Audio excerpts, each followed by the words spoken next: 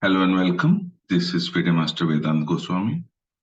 Today we are going to see the technique of achieving a checkmate with the king and rook versus the lone king. This is one of the very basic checkmating positions which we need to know very thoroughly, and it requires some practice and a bit of understanding. So uh, right now what we see, this is the final position we want to achieve. So the king has to be in the last line. The king which is to be checkmated, the defending king has to be on the last line. Only when the king is in one of these squares, only then it can be checkmated. So this is the final position which we want to achieve.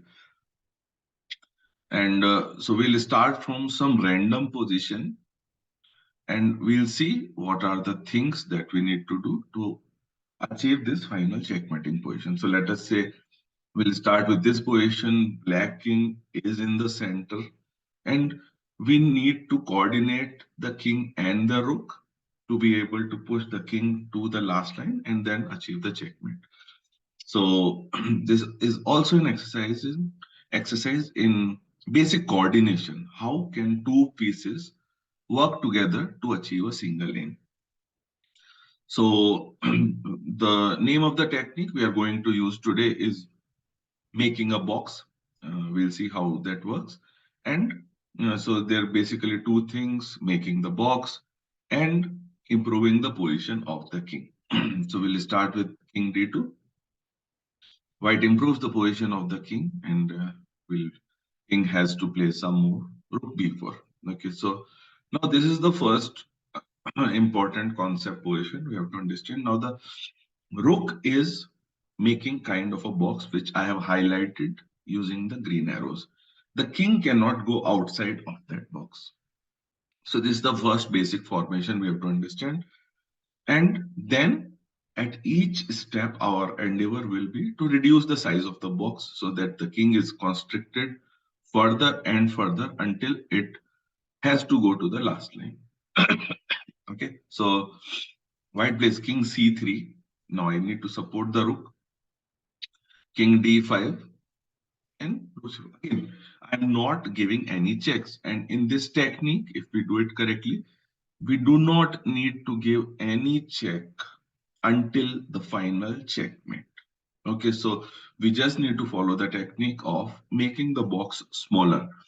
So let us say king goes to e5, and the only thing I need to do is make the box smaller, which is, of course, I've highlighted by the green arrows. So you have to understand the black king is in kind of a jail. It cannot go out of a box which it cannot escape because of the rook. So king goes to f5. And now, very important, when we cannot reduce the size of the box, we need to improve the position of the white king. Okay, so these are the two very basic things. I bring the king to d3, king goes to e6, and again I improve the position of the white king. King goes to f6, and again I'm making that box. And in this position, again, if you see, I can give a check, but I cannot reduce the size of the box. So I need to make a waiting move. This is very important. Okay, so a lot of times people will end up moving the rook or giving checks, which give extra opportunity to the opponent. Now I'll make a waiting move, king d4. Basically, I am keeping the rook where it is. I'm not reducing the size of the box, and I am forcing the opponent to make a move, and which will again allow me to shorten the size of the box. So king goes to g6, king e4, king f6, king f4, king f7, and king f5. So I'm making only two type of moves, making the size of the box smaller and improving the position of the king. We'll also learn how to make the waiting moves, which allow us to push the opponent into these positions which he doesn't want to go, the bad squares or the squares where it will be checkmated. We'll see how that works. So king g7, and now I can also give a check, rook e7. Uh, and here it is a very interesting moment if the king chooses to come here. Now, the checkmate will happen. Now, imagine if the king is here, I can bring the rook here and it will be a checkmate. But unfortunately, it is white to move. And in this position, again, we need to understand and learn this concept of a waiting move. So, what I will do as white is bring the rook along this line to any of the squares. So basically, I'm passing the move to the opponent, forcing the king to the square where it will be checkmated. And then what I have to do is swing over the rook. So this is a very important technique to remember, technique of the waiting move, where we push the opponent's king to a square where it will be checkmated. Okay, so let us uh, see what else can black do. King can go back. Okay, and then again, I go to f6. Now, if we see, the king is constructed in a very small box, only have access to two squares. One thing we have to be aware and be careful about is not to stalemate the black king. So, which can happen like this. Let us say king g8, and I further construct the king.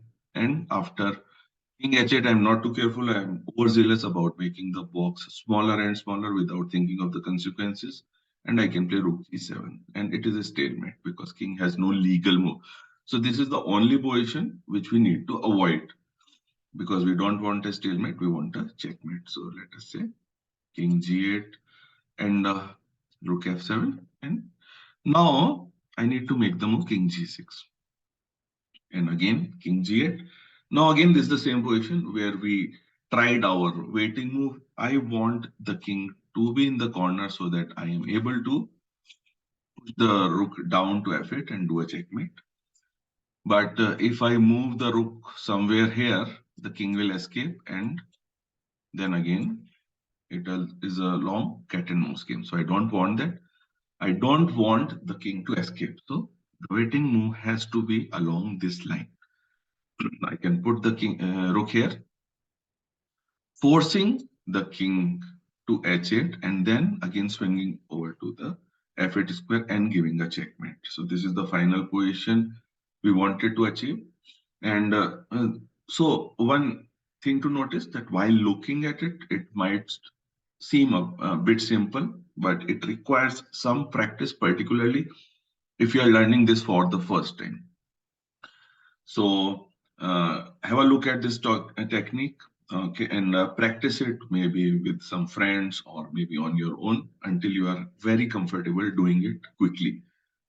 So, so this is the basic technique of checkmating a lone king with a king and a rook. So few basic concepts: making the box, learning how to make waiting moves, pushing the king to the last line, and then finally delivering a checkmate.